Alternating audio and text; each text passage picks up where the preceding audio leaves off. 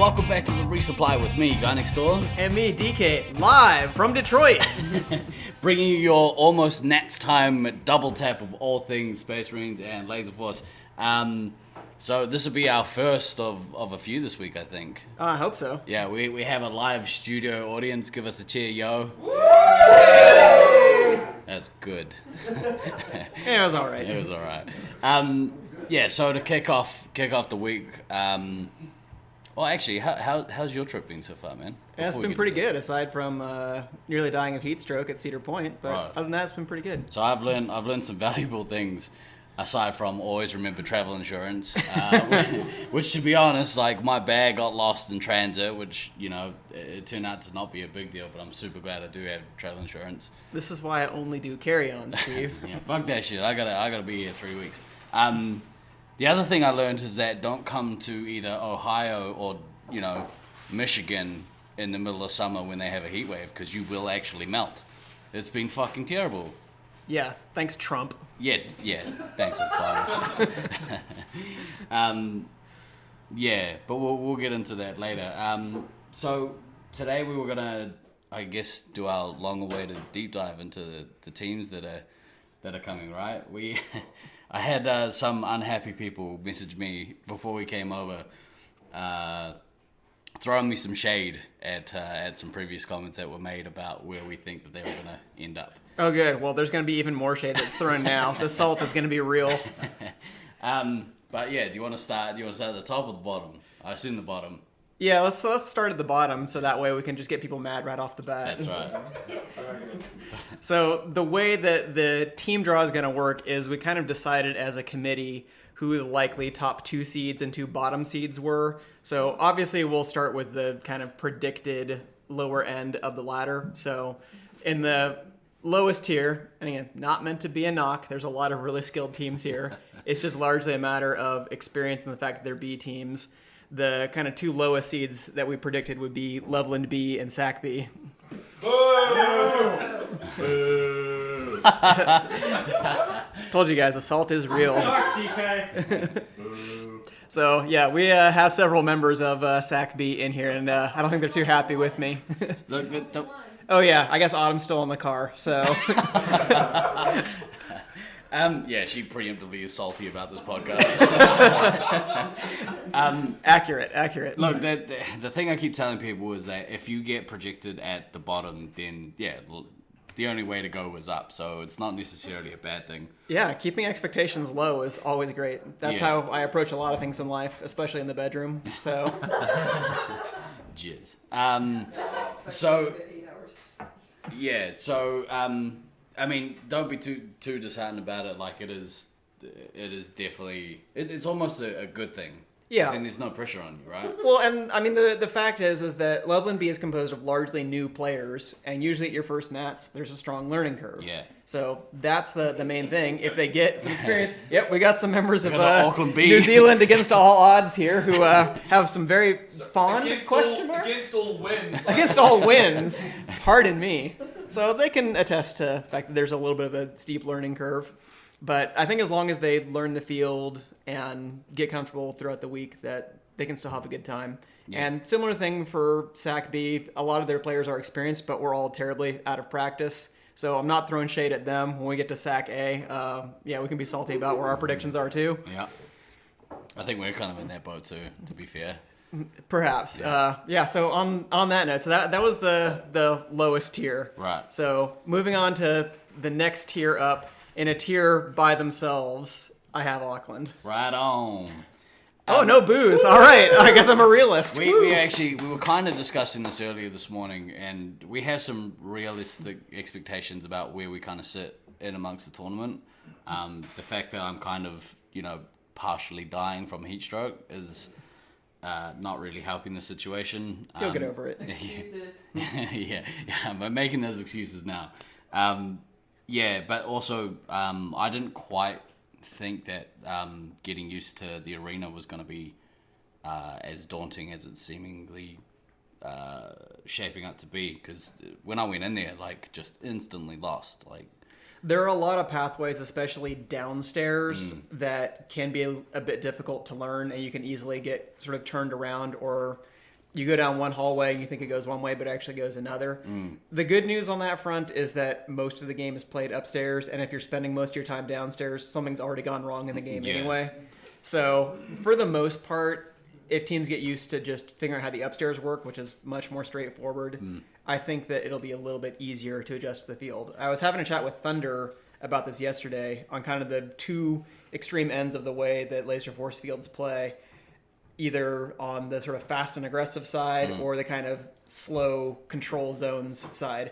And like St. George versus Detroit are on opposite ends of the spectrum. St. George is very fast and aggressive. Detroit is much more kind of grinding, halting, capture space, push forward, push back, that kind of thing. But Thunder's point was it's a lot easier, in his opinion, to kind of scale down from playing super fast to them playing slow. It's easier to slow down than it is to speed up. For sure. Which I kind of agree with. Yeah. So I think a lot of teams, and I think Auckland probably plays a similar way based on comments I've heard, is plays pretty fast. So you guys may be able to jump into the swing of things. I just honestly didn't really know where to place you guys because, number one, I mean, you have some guys where you'll do better than you did last year, but it's still, your second year and stuff like that.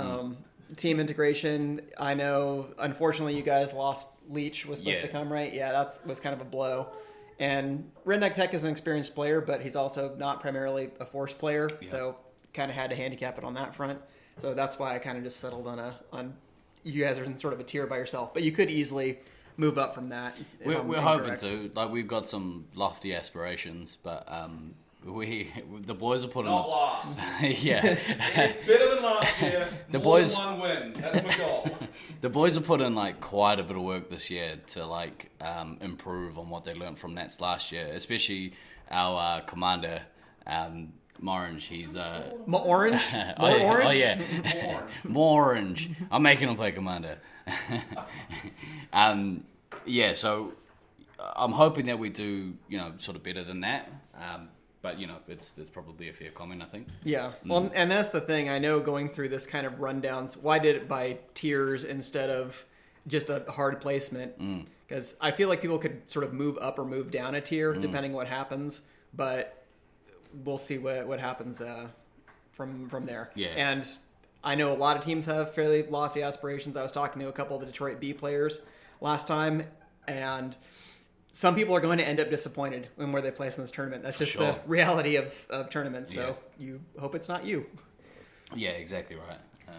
You really hope it's not you. So next tier up from there, I have 3 teams in the next tier. So here's probably where the salt will start.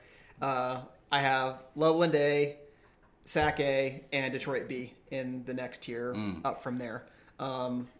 Detroit B, I don't know all that well, which is the main reason I put them in this tier. It's their home field. Obviously, that's going to be a strong advantage. But just being a B team, you're always going to have a little bit more obstacles to overcome because the tip-top players at the site are playing on the A team. Yeah. Kind of goes without saying. But they definitely have some good players. Jerbear, I know, just from experience, is a really solid player. Ferris and Shayla and several of the other players definitely have a lot of tournament experience and play the field every week. So I'm sure they'll do quite well. So they could also move up a tier. They could honestly finish like as high as 3rd. It wouldn't shock me. But I kind of just felt they're kind of in this middling tier. Loveland A, I think, is in kind of a similar boat. Just based on kind of tournament track record and stuff like that, I think everybody has the idea that Loveland is sort of on the upswing because they have a lot of good, young, up-and-coming players. It's just a matter of can they put it together all in the same tournament? Because outside of their own field, there just hasn't been a lot of history of that yet. And that's not to be a knock. It takes a long time to get good at fields that aren't your own. Have they played, do you know if they played here? Like, many of them played here? A good chunk of them have, yeah. Okay. And that's why they were kind of giving me shit when I talked about some of the skills from Loveland translating to the Detroit maze, which Right. I should have clarified those comments, but whatever. They're in the ether now, and yeah. So, okay, well, with bearing that in mind, like, because my initial thought was if they haven't played here, they may actually struggle, but because, you get frustrated with yourself being in a new arena, and, from what I hear, the Loveland boys have a tendency to get frustrated with each other, so hopefully by, having a little bit of game time in the arena, it really helps them gel as a team, but we'll see what happens. Yeah. It happens. Don't be the Lakers, kid. Not everybody can be an alpha. That's right. And then also in that tier, I have my team, SAC A, who we also have lofty aspirations. Thank you for that. We also have lofty aspirations. I'd really love to come probably third in this tournament. If we finish lower than fifth, I'm going to be disappointed, in all honesty. But again, at least somebody is going to end up disappointed in where they finish. So that might be us, but I'm really hoping we can move up beyond that tier. But the fact is, A, we're out of practice because we're homeless, as people are so kind to remind us on a regular basis. Wait, you're homeless? What happened? They're laughing at our pain right now, Steve. Yeah. I do feel for you. Yeah, and Disco Monkey, unfortunately, sort of injured himself a bit a couple of weeks ago and is nursing a knee injury. It's hobbling him a little bit. Although he looked pretty good in practice yesterday. So there was one point he pivoted on a ramp on the first day and let out a. And I was like, "Oh shit, you alright, man?" I think that was because I was trying to missile him for the second time in a row. So I'm gonna go ahead and take the blame for that one. I went a little bit extra against my own team. What an asshole. Yeah, well, hopefully he's right. He looks alright. You alright? Yeah, I'll probably survive. Excellent. he'll survive. Yeah, I'm optimistic based on what I saw yesterday. I was worried it was going to be a lot of stiff leg hobbling around, but he was getting around corners pretty good. Yeah. So I think we'll hopefully be okay on that front, and I'm looking forward to seeing what Tom the Sasquatch can do peering over some of those walls. Yeah. There's some of the shots that get taken over those walls, and we'll probably talk about that later. But some of them, they don't look that clean to me. But somebody, of his height probably won't struggle so much with that. Yeah, we'll see what happens with everyone else. The less vertically challenged players, we'll have a tougher time with some of the shots. That's bullshit. So there's a trade-off to be made, is that you can definitely take more shots as a tall person in this field, but in a lot of cases you can't move around the field as safely without getting shot if you're taller. So depends on which side you want to go on that one. Right. So that's the kind of middle tier that I have. So next tier up, sort of the secondary tier, I have Syracuse and St. George. Syracuse because they have a fair amount of talent on that team with players like Beans, Blackhammer, Sanch, Assassin are all good, experienced players. They have a good dynamic. They've been together for a lot of tournaments. And they have a lot of experience in this field. So being a kind of A-caliber team that Syracuse sometimes has trouble fielding, I think they can do pretty well in this tournament. And St. George, I just have a ton of respect for their talent and their team dynamic because they have good, solid leadership. Thunder and Tandor, assuming that they're playing 3 hits, I think will be very difficult for people to deal with. And they were moving around pretty well in the maze. Like when I watched them play, I don't think it was yesterday. I think it was the day before. But there's no really tall players on that team. No, I mean, I guess Inferno's kind of tall, but not super tall now. Yeah. They're all of kind of like average to above average height. Yeah. And nobody who's, a freak like somebody in this room. What you talking about? Hey, you almost got decapitated on a roller coaster, so don't talk. Woo! So I just have a ton of respect for their talent. So the biggest thing with them is if they can learn the field and adjust to it, which I think they probably will because it'll be easier for them to slow down versus a team that's used to playing a slower style trying to speed up in, say, the St. George Arena, because that has a really brutal learning curve. Really? Yeah, the games just run so fast and things like that. Because we have seen a couple elims in practice games here, which I'd like noted for the record. I didn't say elims don't happen in Detroit. I just said they're rarer and they happen later. Yeah. And several of them happen in like the last minute of the game. So I think that's going to be part of what St. George deals with. But just on overall team composition and talent, they definitely have the talent to make it into the top 3 teams. I mean, any team with Thunder on it is, going to enjoy the tournament, really. Yeah. Wait, do you know who's playing Commander for them? My guess would be Tandor is going to be Commander and Thunder will be heavy, but they may alter lineups. A lot of them are pretty versatile and can play a lot of different things. Yeah. So I wouldn't be shocked if they switch up from different colors in the field or if they switch up their lineups a couple times during the week. Yeah. But just kind of based on track record and stuff like that, it's sort of what I would assume going in. Yeah. So I have those 2 teams in kind of the secondary tier. In previous tournaments, I think St. George has sometimes come a little bit lower than expected, but it was largely because they were out of practice like we are this year. This year, that's not the case. They've been practicing a ton, and having gone there a couple of months ago, they were very tough. Everybody I know on this team is a very good player, so they're going to be tough to beat. Do you think, because we're sort of joking about it, but the majority of the centers have Gen 8, and specifically them. Is it a majority? Well, of the teams that are here. I suppose so. I mean, Brisbane, Syracuse, St. George, Auckland. Yeah, that's a good chunk of teams. Did you guys have them before you closed? No, we were still on Gen 6, bro. Oh, really? Okay, never mind. That's our only advantage. We've been practicing with retro equipment, so anything that's a step up from there feels like we can hit everything. But to me, the suits do feel like they play differently. Like, I mean, it might just be, Elita Steve. But yeah, it is. Yeah. But yeah, it seems that they just, I don't know. Some of them just don't seem to be as accurate, or the hits don't seem to be registering, or you go to double someone and you resupply the medic or whatever. Like, it just, all this stuff seems to kind of, I don't know, be a thing. But they were making comments about it, and so I figured it potentially is happening to them as well. Or, yep, shots fired at Detroit. Fix the packs, Jesse. Thanks for hosting us, by the way. I appreciate it. Yeah, good job, buddy. Good job by you.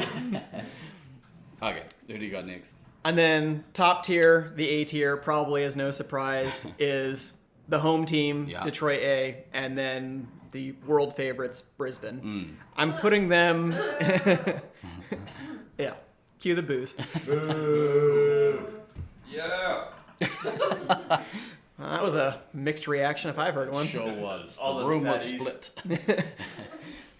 So you always have to put the home team kind of in the top tier because they're expected to make the finals and all that. And, I can't ever in good conscience pick against Brisbane. So if I had to pick a winner just based on previous history, I'm going to have to pick Brisbane because I would feel stupid for picking against them. Yeah. But then again, if you look at the last NBA season, you would have been stupid not to pick the Warriors, and they lost in the finals. Yeah. So stuff happens. And this is a really good, solid Brisbane team, as they always are. Yeah. But they've had a few more roadblocks this year where it looks like Baden's only going to be able to play part of the tournament. Yeah. But since he's predicted to be available for finals, I think that is going to improve their odds, which are already good, significantly. Yeah. But that said, because Detroit has such a arena-specific strategy, and because they have really strong players like Scythe and Micro, who I think are some of the top U.S. players in their home field, that is going to make for really solid competition. So I think Detroit has at least as good of a chance as we had in 2017 against them, but probably better, if I'm going to be 100% honest. I would have marked us going into the 2017 tournament when we hosted against Brisbane. I probably would have been making odds and said that Brisbane was like 2-1 favorites. Now, that was probably too low. I was probably too overconfident about Sac's chances. I mean, I don't know. You guys took them on a pretty good run in the finals of that Nats. We did, but ultimately, we should have had a bigger advantage being the home team. Like, we should have been solidly pushing them in round play, which I don't think we won any of our matches in round play against them. We did manage to win that game right before that match right before the grand final. Yeah. So it seemed like we were peaking at the right time, but then the second half of that match, they really kind of came back and handled their business solidly. Yeah. So probably in reality we were more like 4-1 dogs rather than 2-1 dogs. But I think probably those 2-1 or 3-2 odds are a little bit closer to what Detroit has. And based on how round play goes, we'll see how that happens. Because with the way the tournament works, where those two seeds are only going to meet once in round 2 before the finals probably, there may be some fireworks in that match, and that may cause us to reappraise what our predictions are. So I'd certainly book them for the finals, but I can't make an overall prediction of who's going to win the tournament other than I can't pick against Brisbane because they have a history of winning virtually everywhere. Yeah, I mean, and it kind of throws a bunch more pressure on the home team because, well, I mean, from themselves, they put a bunch of pressure on themselves to kind of meet the expectation that not only will they be in the finals, but because they are the home team, they should win. And as cool as Scythe may try to play it during the week, I know he really, really, really wants to beat Rusty in a tournament. Absolutely. I mean, legitimately beat him in a tournament. Hashtag 2015. We don't talk about that. Yeah, yeah. And I mean, with that added pressure, like I hope that they can kind of handle it, because that's another thing. Like when you lump that sort of pressure on a team or on yourself, it's just really hard to kind of rise above it. So yeah, it'll be interesting to see how they go. I think they'll be all right during the week, and then when it comes to finals, they'll probably step it up a notch as well. Yeah, during the week will be one thing, and again, because we're doing this new pool play idea, we may not be able to predict quite as well since those two teams are going to be divided from one another until the finals. But they will play that match in round 2. So we'll see how that goes. We'll see if they end up practicing against each other tonight, because we are supposed to have our captains meeting at 6 and start practice is officially when they close, which is at 8 p.m. But if there's nobody there in the meantime, we'll get in some more practice games today. So I'm hoping we can learn the field a little bit more, get some genuine practice games in, and maybe observe how the Detroit teams play against each other as well. That's what I'm looking forward to most about potentially practicing tonight, is seeing the two Detroit teams play each other. Yeah, it's a trade-off, because on the one hand, you want to get the experience for yourself of learning the field and playing in the game, but you also need to know what to expect and how the teams who regularly play the field. Yeah, where should I kind of be, standing in the arena? Where are the good places to hold? Like stuff that hopefully people have kind of gonna pass on maybe with a tour of the arena. Yeah, I think so. And the upstairs, I think I'm never going to say that fields are easy to learn, because there are always new things that you can learn about a field. But I think the upstairs plays in a fairly straightforward manner. Now, pulling it off, theoretically understanding how the field is supposed to work and actually pulling it off are two very different things. Yeah. Well, so just because you know what you're supposed to do upstairs doesn't mean you'll actually be able to pull it off. So I'm not saying games in the have you guys gotten to play quite a few games in there so far, or? I've played, I think, about 6 or 7 games since I've gotten here this week, but I've also been here twice before in 2009 and 2013. Sure. Yeah. Now, the field has changed a bit since then, but the basic kind of layout of upstairs, I think the kind of general overall game strategy is still pretty similar to what it was in 2013. Right. That's kind of like my concern for me, is I've only played one game in there so far, and that was after the day that we arrived, I think, in Detroit. And so, again, Heat Stroke Steve. The struggle was so real, kids. Oh, man, it's brutal. So, I think maybe that's, for me, the May seems pretty daunting still, but that's because, I've seen it but haven't really played it yet, and it just, in my spacey kind of headspace. Just remember, it's all about the tower. Yeah, but then I'm standing in the tower and get shot through dumb windows or through the floor, which is not going to be a thing, obviously, this week. Right, the grates and the mirrors are going to get covered, so that will make the learning curve a little bit less steep for the visiting teams. And I think a lot of the Detroit players also think and acknowledge that they think it's a better game when you don't use the grates and the mirrors as well. I could be wrong on that, but I've heard that at least from a couple people. I didn't even know there was mirrors in there.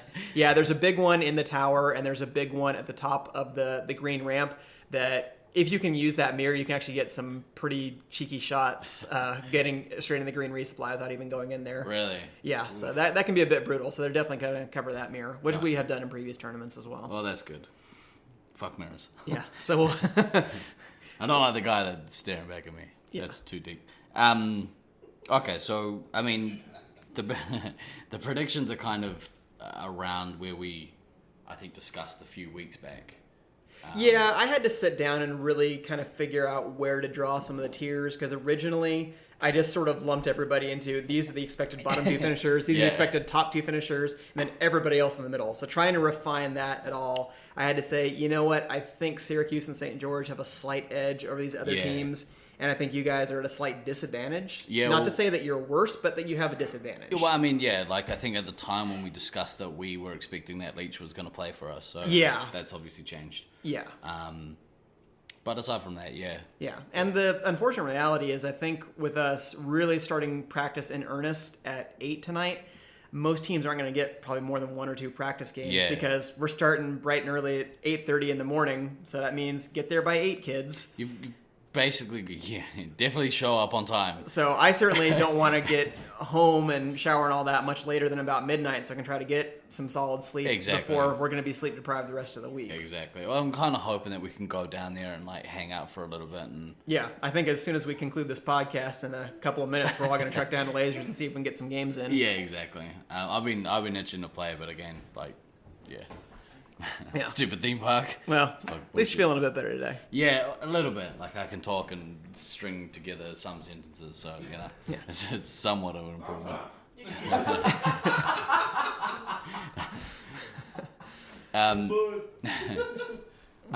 Okay, cool. So I mean, yeah, the tournament's shaping up to look kind of cool. Yeah, I think it's going to be really good, and we'll see if my predictions are wildly off base. Or if someone comes and punches you in the dick. Yeah, always possible, but I've learned to just go through life being punched that in the way. dick. Yeah. Sometimes life punches you in the dick. Lessons from DK. We'll just try and have to prove you wrong, DK. That's right. Yeah, please, by all means. I would love to see teams like Auckland and Sac B prove me wrong and exceed expectations. And like I said, my goal for our team is to come third in this tournament. I don't want to come lower than fifth, but somebody's going to end up butthurt with where they finish. Yeah. And if other teams want to help us get up higher than 8, then I'm happy for that as well. If you want to just throw us a couple wins here.